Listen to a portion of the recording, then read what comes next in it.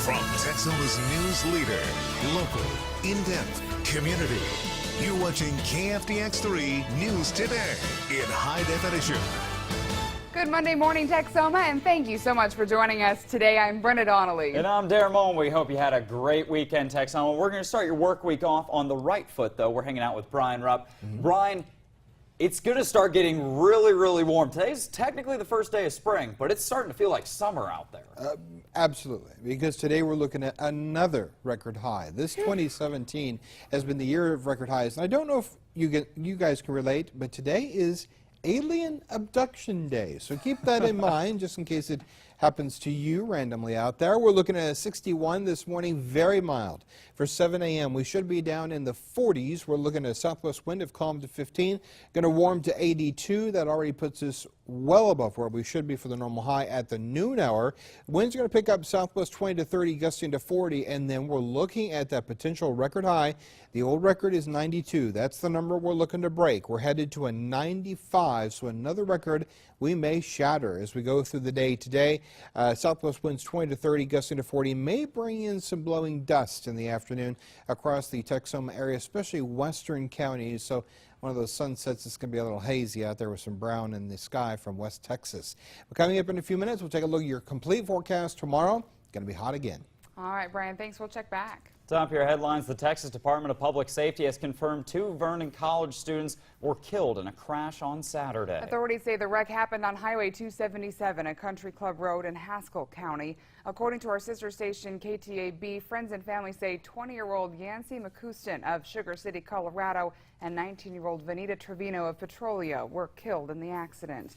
McCuston was a member of the Vernon College rodeo team. 2 other members of the team, 20-year-old Jacob Plummer of Wichita Falls and 20-year-old Drew Hill of Canadian, were injured in the crash. According to DPS, Plummer is at Hedrick Medical Center in critical condition and Hill is listed in serious condition. DPS investigators confirmed a driver of a second vehicle was injured when the students ran a stop sign. That driver is 73-year-old Michael Monahan of San Angelo, now in serious condition. The investigation into this accident is ongoing. If you take I-44 to get to work, school, or home, you'll need to find a different route Wednesday night. Wichita Falls police officials say the road will be closed in both directions so a utility contractor can run an aerial crossing north of Maureen Street. It starts at 8 p.m. and the road is only expected to be closed for about 20 minutes or so. But WFPD officials stress that this could last longer if other issues occur. If there is bad weather, the closure could be rescheduled as well. The closure will affect US 287 and Spur 325. WFPD will be assisting TxDOT in the closure. Crews are making strides in the permanent indirect potable reuse project in Wichita Falls, but there are a few possible change orders to the project. The City Council will consider approving change orders to 2 of the phases of the project at tomorrow's meeting. Public Works Director Russell Schreiber says change orders are very common for large projects like these, and the original costs came under what was budgeted, so they are prepared for these additional costs. The first phase is the installation on the pipeline, which is 90% complete and expected to be done by the summer. The change order for this phase is miscellaneous additions to the original contract, which will cost around $141,000 with a 13-day extension. We decided we wanted to add some additional air relief valves. It was originally designed by a local firm, and then we handed it off to a larger engineering firm. They ran their analysis and they said, you know what, let's put a few more of these in just to be on the safe side. The second phase is changes to the wastewater treatment plant, which will cost around $255,000 with a 59-day extension. That one is 45% complete and is expected to be finished in December. Around half of Oklahoma's state parks face possible closures due to budget cuts to the Department of Tourism. According to our sister station K4, Great Plains State Park, just northwest of Lawton near Medicine Park, is one of those state parks facing those possible closures. Steve Ibarra has been coming to Great Plains for 8 years and says his kids grew up by the lake and they hold reunions there too. When we all get together, it's huge and there's a lot of people. So, I mean, to have to move a little family get together like that every other weekend, or to move it somewhere else, it'd be pretty heartbreaking.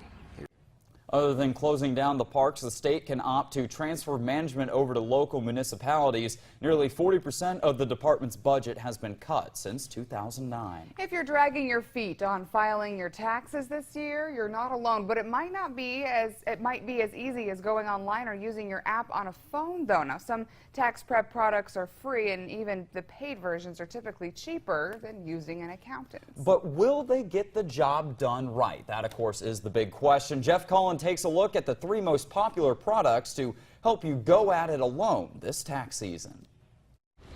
For Julia Brown, filing her taxes is all about convenience, which is why she uses the popular software TurboTax. Between working and going to school, I need something quick, easy, get it done. Because my tax situation is straightforward, I think it's a good solution and a safe solution for me. For tax year 2015, IRS reports show that 40% of taxpayers who filed electronically were just like Julia. They didn't use a paid tax preparer. Consumer Reports says using an online or mobile app can help you get the right results. We looked at the 3 most popular tax software products. That's TurboTax, H&R Block, TaxAct, and we found they're all pretty good for simple situations especially. And filing on your own has become even easier with the help of smartphones. All 3 allow you to automatically upload your W-2 information by simply taking a photo. But what if your tax situation isn't so simple? If your tax situation becomes more complicated, say you're self-employed, you're probably going to have to upgrade, and that could cost an extra $10 to $60. Did you donate some old stuff to a place like Goodwill? You can probably get a deduction if you correctly itemize your return. Consumer Reports says all 3 have tools to help make your itemized deductions easy. Even without having to upgrade to more expensive versions, any one of the products should get the job done for most simple returns. And of the 3, Consumer Reports says TaxAct has the best value for people who itemize, own a home, or have simple investments. As for Julia Brown, she saw her federal refund automatically deposited into her bank account 12 days after she filed. That was Jeff Cullen reporting. If you fit the requirements, you can get help from VITA through the North Texas United Area Way. Just dial 211 option 1 to set up an appointment. Wichita Falls food lovers are still celebrating the delicious new meals coming to town from the revamped Yard Food Truck Park and 2 new restaurants downtown. That's right. The Highlander Public House and Odd Duck Coffee are 2 new places people can check out downtown. Odd Duck Coffee House opened its doors Saturday morning, and folks were there to try their 11 types of coffee and espresso. The store owner says the beans they use are organic and are fair trade certified, but there's another thing that sets them apart from other shops in the area. We're an actual roastery. That's what we want to brand ourselves as. We focus mainly on roasting, and our tasting room is just an avenue for people to try out our different coffees. Patrons can also sit at the bar and watch workers roast the beans before trying it out. Odd Duck is open Monday through Friday, 6:30 a.m. to 6:30 p.m. and Saturday, 8 to 4. Okay, text home your time now is 5:38. When we come back, Brian's got a quick check on that forecast. And after that, President Trump's Supreme Court pick Neil Gorsuch begins his confirmation hearings today, a process that will continue into the week before a final vote is taken. We'll have more on that after the weather.